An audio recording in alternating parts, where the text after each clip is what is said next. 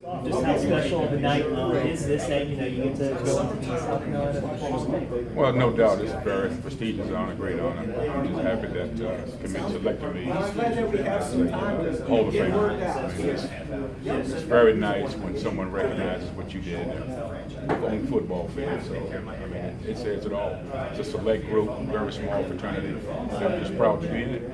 And you said it's a small fraternity, and you and Jeff are going to be fourth and fifth Clemson players in the South Carolina Hall of Fame, which is, you would expect more Clemson players to be here, but it's really a small number. Wait a minute. You telling me I'm not the first Clemson player?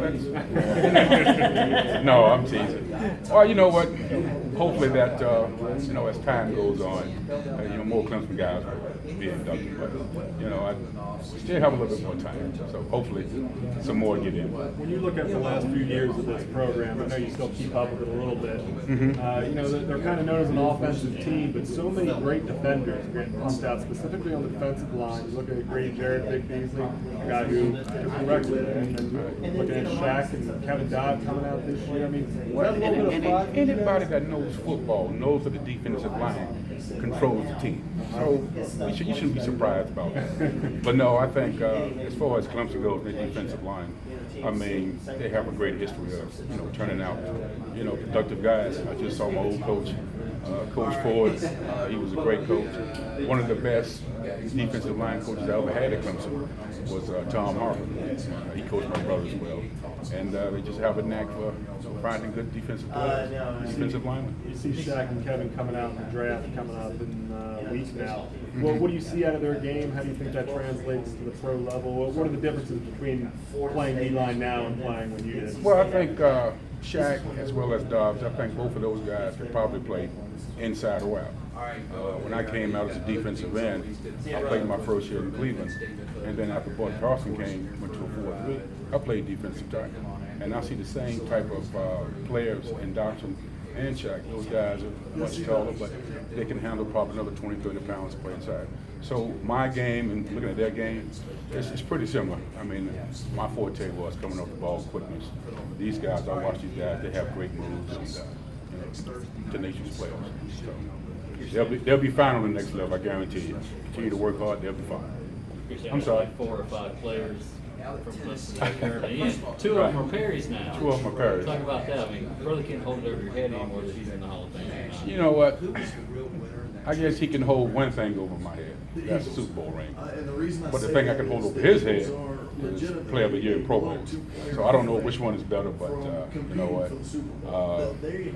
The guy was a phenomenal player. And, I didn't realize just how great a player he was because he was my brother, so I didn't look at it like that. But then when you have a moment to step back and just look at his accomplishments and what he did at that time, it's really unbelievable. Well, then obviously you're going to. Yeah, so the Perry hopefully represents Clemson. St. Louis is not that close. What do you think about where the Tigers program is now? National championship last year, been on the door knocking. Think they're going to be able to kick it in this year? Well, I tell you what, Dabo's done a great job getting guys in, playing his system. You've got an outstanding running back. When I come to Clemson and see some of my old teammates, first thing we always say, we had that offense. We might have won 2 or 3 national championships.